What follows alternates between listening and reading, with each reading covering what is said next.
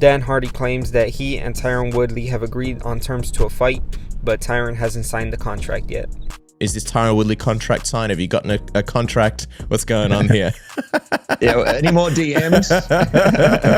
No more DMs. But I will say this, my contract is signed. And I know that he's got a contract sitting in front of him and the deadline is approaching and he doesn't want to sign it. And I don't know why. I don't know what the deal is, because terms have been agreed, money's been agreed, dates been agreed, rules and conditions, weight class, everything's been agreed. But he hasn't yet signed the contract. So you tell me, Tyron Woodley, why have you not signed it? The frozen one. See, this is exactly my point, right? I wasn't even that interested in fighting him, but when I called him out for basically not fighting against Jake Paul, he started getting all upset about it. I called him out because he didn't want to fight, and now he doesn't want to fight. The easiest way for me to prove my point was to send him a contract, and he's not signing it. I mean, yeah, I don't know what his deal is. I think it's time for him to just call it a day, because whether he's waiting around for that rematch with Jake Paul or something, I don't know, but he's just wasting his time at this point.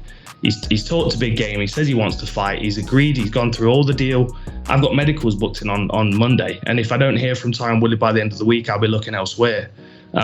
And these medicals will clear me to fight for one championship as well. So I have got that option. I am in contact with John Wayne Parr. I do want that fight, but it would be ideal to get the Woodley one out the way first, because start with boxing, then go to Muay Thai, then to kickboxing, then maybe MMA, and then we'll see where it goes. I mean, Sanchez keeps messaging me, so there might even be a bare-knuckler in there towards the end. But I'm having a big year in 2020, and I want it to start with Tyron Woodley, so he needs to sign the contract. Look at you, man. Everybody wants a piece of you. So it's boxing. It's not MMA, right? That's what the contract's for? It'll be boxing. And who's it boxing. with? And who did the offer come from?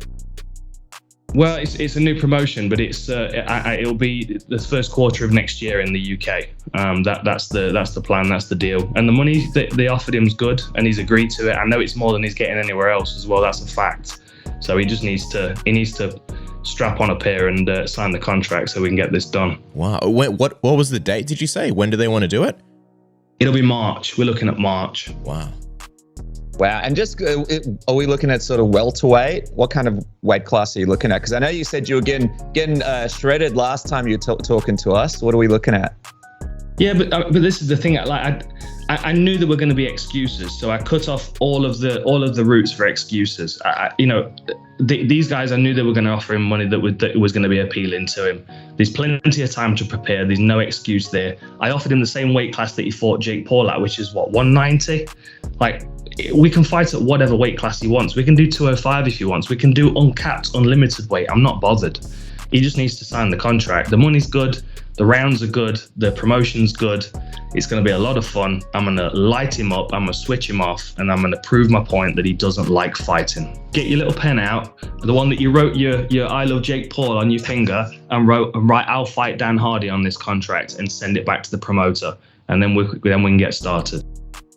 Diego Sanchez wants to fight Dillon Danis in Jorge Masvidal's promotion, GamebredFC. There's a guy out there, his name is Dillon Danis, and he was on the MMA Hour yesterday saying how he wants to fight me when he comes back from all his injuries.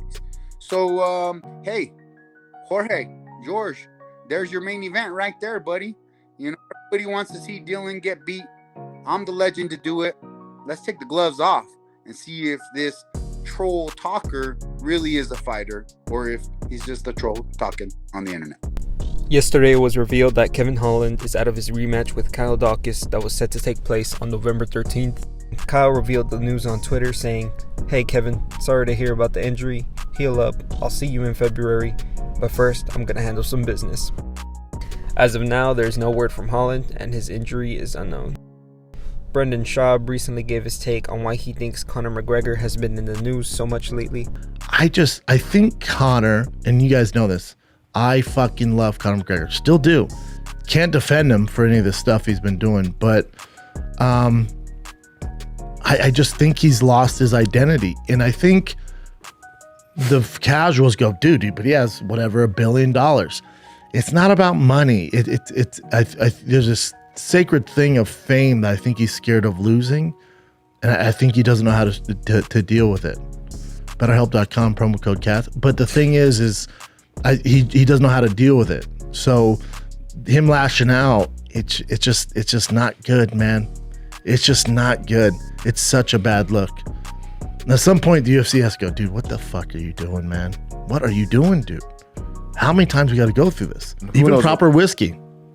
My own whiskey comes out October 31st. Oh, yeah. I think when I shoot in Dallas, it's going to be available at the Addison Improv.